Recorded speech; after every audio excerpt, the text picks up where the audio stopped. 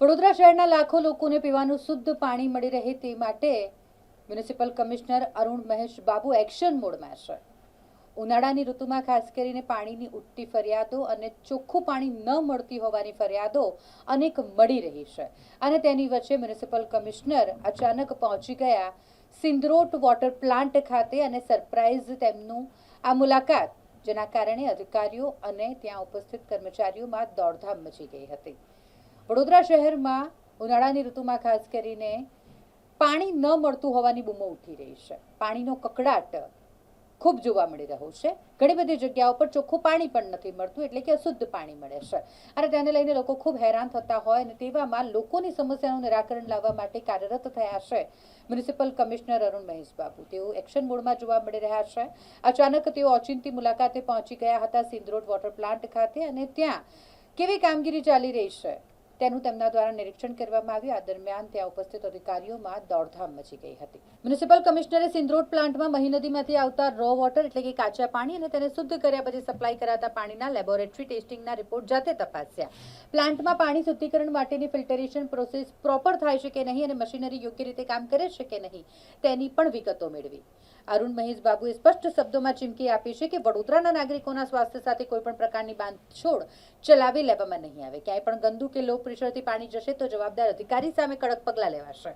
આગામી દિવસોમાં પાણીનો કાપ ન મૂકવો પડે તે માટે પ્લાન્ટની તમામ મોટરો અને ઇલેક્ટ્રિકલ સિસ્ટમનું સમયસર પ્રી મોન્સૂન અને જનરલ મેન્ટેનન્સ કરવાના આદેશ આપ્યા છે। નાગરિકોની સુવિધા એ જ અમારી પ્રાથમિકતા છે। મુલાકાત દરમિયાન મ્યુનિસિપલ કમિશનરે જણાવ્યું કે વડોદરા મહાનગરપાલિકા શહેરના તમામ ઝોનમાં શુદ્ધ અને પૂરતા પ્રમાણમાં પીવાનું પાણી પહોંચાડવા માટે અમે કટિબદ્ધ છે। સિંદરોટ પ્લાન્ટ શહેરની પાણીની જરૂરિયાતનો મોટો હિસ્સો પૂરો પાડે છે, તેથી તેનું સતત મોનિટરિંગ કરવું અત્યંત જરૂરી છે। મ્યુનિસિપલ કમિશનર અરુણ મહેશ બાબુની આક્રમક અને સરાહનીય કામગીરીને પગલે વડોદરાના નાગરિકોમાં પણ વહીવટી તંત્ર પ્રત્યેનો વિશ્વાસ મજબૂત બન્યો છે।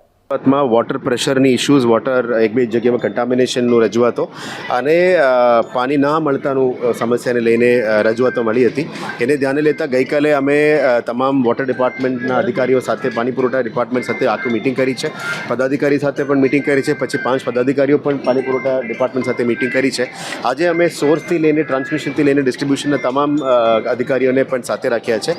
આજે સિંદરોટ, મહીસાગર અને આજવાની વિઝિટ પણ અમે કરી રહ્યા છે। જે આપ જાણો છો કે વડોદરા શહેરમાં અત્યારે પાણીની જે લઈ રહ્યા છે એમાં પૂરતું સપ્લાય આવનારા 20 દિવસ સુધી પાણીનું સપ્લાય છે જ, એમાં વાંધો નથી। એટલે અત્યારે 206 જે આજવાની લેવલ છે આનાથી અમે આવનારા 20 દિવસ સુધી પણ પાણી પહોંચાડી શકીએ, એમાં કોઈ ડાઉટ નથી। પણ સાવચેતીના ભાગરૂપમાં અત્યારે કદાચ વરસાદ મોડું થશે તો જ અમે સાવચેતીના ભાગરૂપમાં SSNLમાં પણ કમ્યુનિકેટ કરીને 30 mld માટે વધારનો અત્યારે એપ્લિકેશન કરી રાખ્યું છે। કદાચ જરૂરત પડે તો આ પાણી લઈશું। પછી આવી છે જે 125 mld ઈસ્ટ ઝોન અને સાઉથ ઝોનમાં પુશ કરવાની વાત છે। એ મોડલ કોડ ઓફ કન્ડક્ટના કારણે જે કામ ડિલે થઈ હતી એ અત્યારે કામ પણ શરૂ થઈ ગઈ છે। પહેલાં મેન્યુઅલ પુશિંગથી કામ ચાલતું હતું, એને વેગ આપવા માટે આપણે અત્યારે ટનલ પુશિંગથી ટેકનોલોજી ઇન્ટ્રોડ્યુસ કરીને કામ વહેલા પૂરું કરવા માટે અત્યારે અમે મહેનત કરી રહ્યા છે। સાથે સાથ આજે આ 125 mldમાંથી 75 mld 40 mld ઈસ્ટ માટે અને થોડું પાણી સાઉથ માટે આ મહિના સુધી અમે અંદર સિસ્ટમમાં લાવી દઈશું, જેથી કરીને પાણીનું પ્રેશરનો ઇશ્યુઝ પણ સોર્ટ આઉટ થઈ જશે।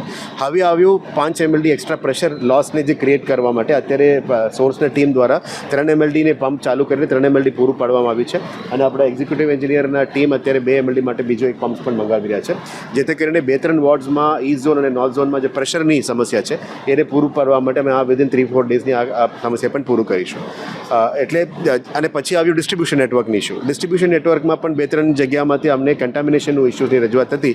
આ શેના માટે કન્ટામિનેશન થઈ રહ્યા છે? કારણ કે 50થી 60 વર્ષ જૂના ડિસ્ટ્રીબ્યુશન નેટવર્ક છે સિટીમાં, એમાં જૂના લાઇન્સ જે ડિસ્કનેક્ટ ના કરેલા હોય એનાથી જે રસ્ટ પાછા આવતું હશે, અથવા કોઈ જગ્યામાં જૂના લાઇન્સ, ડ્રેનેજ લાઇન્સ અને વોટર લાઇન્સની બાજુ જતા હોય, APSના પમ્પિંગના કારણે ડ્રો કરતા હોય તો લાઇન બેક મારીને આ પાણી અંદર ઘૂસી જતા હશે। એને પણ દૂર કરવા માટે અત્યારે આપણે વોટર સ્ક્વોડ્સ બનાવ્યા છે। વોટર સ્ક્વોડ્સ અત્યારે વોર્ડમાં, સોસાયટીઝમાં, ગલીઓમાં જઈને આ જૂના લાઇન્સને ડિસ્કનેક્ટ કરી રહ્યા છે। જે લોકો ખોટી રીતે પાણી મોટર મૂકીને ખેંચી રહ્યા છે અને આ કન્ટામિનેશન ઇશ્યુઝ આવે છે ત્યાં પણ મોટર્સ પણ સીઝ કરી રહ્યા છે। આપણે વડોદરા શહેરમાં એકવાર આપણે પાણી આપવાનું ઓલમોસ્ટ 270 LPD આપણે પાણી આપીએ છીએ અને ઓલમોસ્ટ 700 લીટરની ઓલમોસ્ટ અમે પૂરું પાડીએ છીએ હાઉસવાઇઝ। એ આપણા આખા ગુજરાતમાં 4 મહાનગરમાં સૌથી હાઈએસ્ટ છે।